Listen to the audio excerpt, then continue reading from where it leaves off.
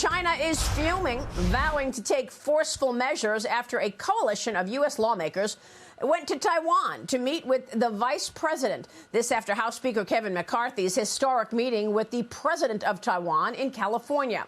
The Chinese slapping sanctions on both the Ronald Reagan Presidential Library and the Hudson Institute for hosting the event.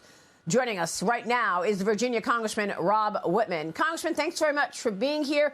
You were there in California with Kevin McCarthy and his visit with the president of Taiwan. Can you tell us what happened? Yes, it was a great bipartisan meeting, Maria, and we had great discussions about the threat that Taiwan faces from China, the things that we need to do together to make sure that we face that threat. Also understanding, too, the resolve of the Taiwanese people. She was very, very forthright with what was in their minds, as well as the minds of friends and allies in the region. So it was a very, very productive meeting, and it was very sobering, too, about the challenges we face. Well, I thought Kevin McCarthy's comment was really spot on when he said, look, I'm the Speaker of the House. I'm not the general manager of the Houston Rockets. I'm not going to listen to what the CCP tells me to do. Was that part of the issue behind his toughness there, that the CCP tried to do everything possible to get him to not do this meeting? I thought the speaker was spot on, just as you said, Maria. It is typical of a bully, of a communist government that's used to telling its people what to do. You know, we are a constitutional republic where we have freedoms, and those freedoms are dear to us, and that's what distinguishes us, that is the United States, from China. China cannot bully us. China cannot tell us what to do. We are a free and open society. We are not a communist nation like China. I mean, it feels like the Chinese Communist Party is winning.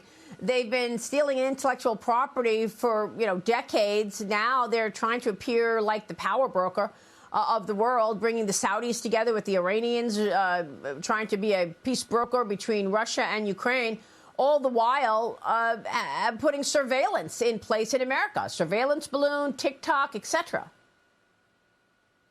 Well, the aggressive behavior that China is pursuing around the world, and remember, Maria, it's not just strategically, it's not just in the military realm, it's in the financial sectors, it's in every aspect of what we deal with in the United States.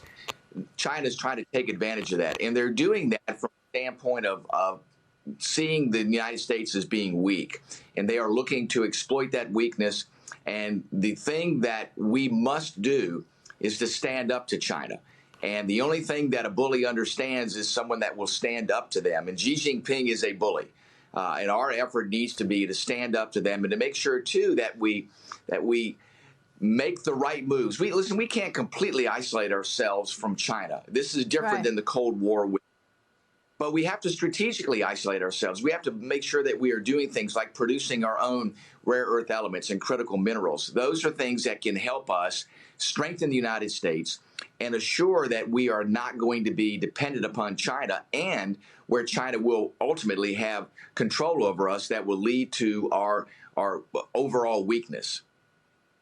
Well, one of the issues is the corporate sector. They want to sell to 1.4 billion people. Do they not understand the national security issues? What can you tell us about the meeting that took place this week with technology CEOs, Disney CEO Bob Iger?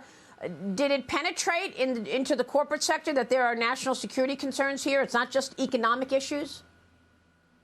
Well, it does. And those businesses are also having to deal with China's effort to heavily regulate them, and also to essentially ask them to hand over their intellectual property and then to be able to exploit that to eventually produce what those countries are producing or companies are producing there in China.